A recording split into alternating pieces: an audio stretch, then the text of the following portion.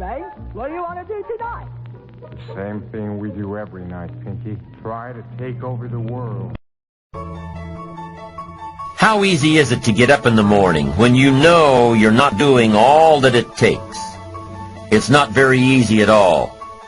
You can just lay there awake thinking, oh, what's a few more minutes in bed? It won't matter much anyway. Wrong. It does matter. It will matter. Now, how easy is it to get up in the morning when you're pouring it on, doing the best you can, anxious to get going, make progress toward your dreams? It's a whole different story. When you're resting to renew your reserves, it's much different than resting to avoid your day. When you're psyched up and excited for your life, when you're excited for what you plan to accomplish for the day, it's amazing. You'll wake up before the alarm clock even tries to startle you awake. Your successes fuel your ambition. Your successes give you extra energy. Your successes pave the way for more successes. It's the snowball effect. With one success, you're excited to meet another, and another, and another. And pretty soon, the disciplines that were so difficult in the beginning, the disciplines that got you going, are now part of your philosophy. How do you know when you're successful? Do you have to be a millionaire? No. All we ask of you is that you earn all you possibly can. If you earn $10,000 a year and that's the best you can do, that's enough. God and everything else will see to it that you're okay. The key is to just do the best you can. If it's $10,000 a year, wonderful. If it's $100,000 a year, wonderful. If it's $1 million a year, wonderful. It doesn't matter, 10,000 a year or 1 million a year.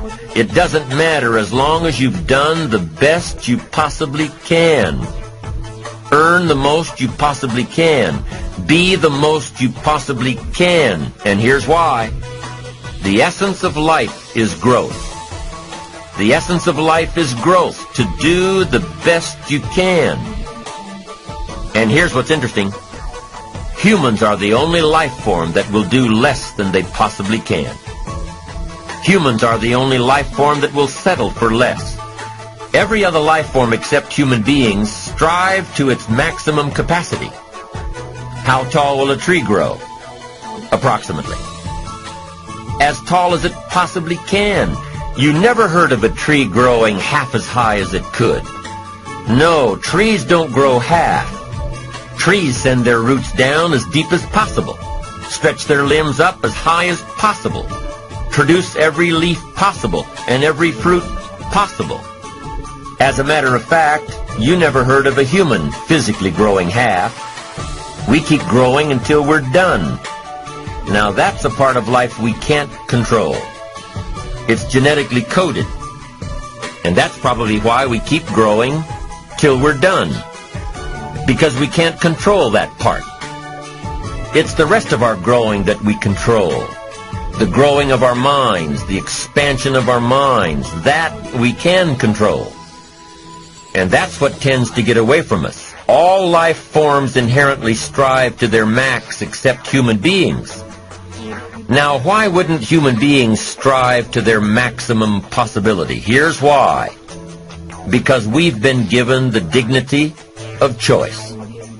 It makes us different than alligators and trees and birds. The dignity of choice makes us different than all other life forms. And here's the choice.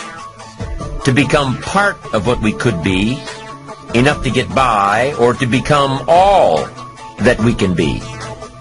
My best advice for you is to choose the all.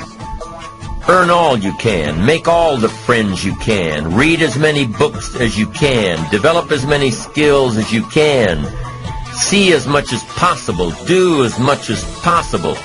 Make as much fortune as possible. Give as much of it away as possible. The max. There's no life like it. I'm telling you, once I got on track, I've never looked back. Pick up the challenge. Go for it. Take the best of the two easies. Take the route of it's easy to get ahead. It's easy to do all you can. It's easy to succeed. It's easy to have financial freedom. The more you do, the more you get. So the two primary benefits of positive reinforcement are, number one, to build good habits, and number two, to create more energy to fuel your ambitions, your desires, your achievements. How can you isolate what's working for you and what isn't? How can you make sure that you are reinforcing your positive disciplines? Well, if it isn't apparent, easy to see right away, if what you're doing is happening in such small increments that you're not sure if you're on track, then you need to be writing it down. You need to keep a journal anyway. But if you really aren't sure that what you're doing is making measurable progress, you need to keep a written record.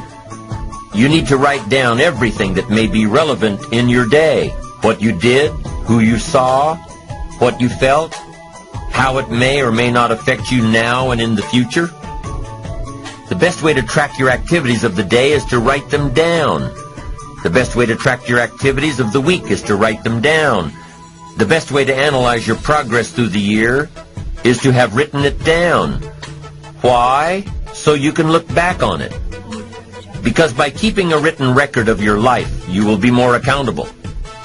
By putting into writing the action steps that you have planned, you will easily see what works and what doesn't. Most people just try to get through the day, never writing anything down, never keeping track of their progress along the way, never really knowing if they are doing all they can to reach their goals, to drive their ambition. But gifted people learn to get from the day. They don't let a day end without picking up some valuable experience, some emotional content, some idea that may positively affect their future. To get the most from a day, to learn the most from a day, you need to be able to reflect on the day. And how can you reflect on a day unless you record it in history?